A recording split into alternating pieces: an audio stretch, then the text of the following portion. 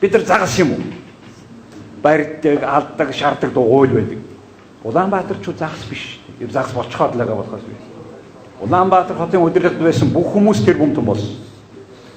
Улаанбаатар хотын газрыг дандаа ширээн доогуур зарсан. Улаанбаатар хотыг санаатаагаар устгаж дид бүтцийг хийхгүй бодлого явуулсан. Яагаад гэвэл дид бүтцтэй ойрхон газар болгоныг зарсан. Өнөөдөр Улаанбаатар хотын сургууль болгоныг, биеийн тамирын талбай болгоныг зарсан. Өнөөдөр нөгөө гүйдэг амьдралыг тоглодог бүх газар чинь алга болсон. Дүнжин гарвын орёныг энэ төмөр замын урд тал тэрээс бүр Баянзүрх хүртэл энийг ганцхан компани өгсөн. Мэягомбын хот гэдэг хүн дарга байна. Тэр компани газрын спекуляц буюу газрын наймыг эхлүүлсэн. Тийм учраас энэ хэд дахин энэ явсан өссөн наймыг чинь бид нарыг хотод амьдрах чадахгүй үнэтэй болгоцсон. Өнөөдөр барьсан байшингууд нь өнөөдөр 40 мянган байшин хөнгөө ухамж байгаа. 170 мянган айл байшинд ороод мөрөөдөд явж байгаа. Яагаад хэл зөрүүлсэн байшин? Энэ ч төлөвлөл юм уу? Тийм учраас одоо чи Улаанбаатар хотын сургуулиудын биеийн тамирын талбай дээр барьсан байшингаас хэдэн төгрөгийн татвар авсан. Яарамгийн талбайг наадмын динжиг тэрчгээр нь зарцсан.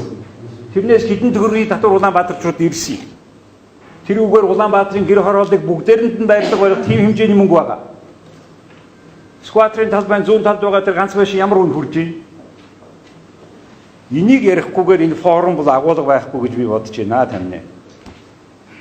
Улаанбаатар хотын төлөвлөлт ийм үү байгаа. Санаатаагаар ийм явдал хийж байгаа хүмүүс болж бидний хичнээн олон мянган айлууч нь гуйлагчин болцсон байна. Хичнээн олон хүүхдүүд нь хог нохойтой цуг өсч байна.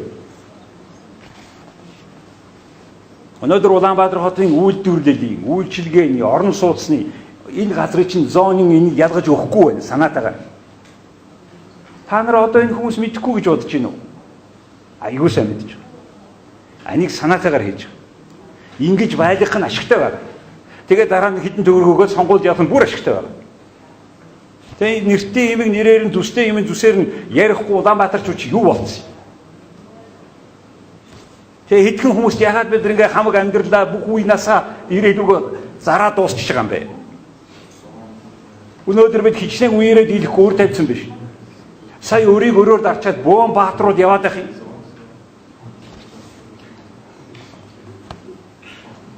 Өнөөдөр Монгол улсад дутуу байгаа зүйл бол иргэдийн оролцоо дутуу байна.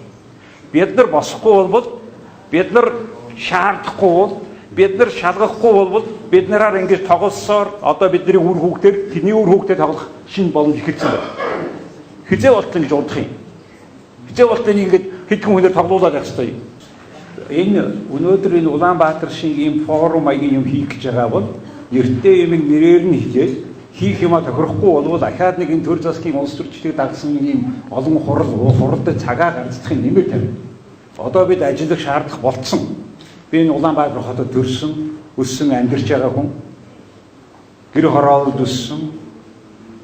Тэр үед ер нь 50-60 жилийн өмнө одоогоос илүү замбраатай байсан шүү дээ. Гудамжин ч гэсэн, сургуулийн ч гэсэн. Сургуулийн хүүхдүүдийг 7 хоног болгон усанд оруулдаг байсан. Тэгээ биднийг цэвэрлээд ингээд юу? Би Баянзүрхт очсон чинь 220 мянган хүнтэй 3.5 тэрбум төгрөгөөр 3 нохойд өгшөө барина гэж явж ирсэн. Одоо барьсан байгаа. Тэр чинь байлдаж төсвийг асуусан.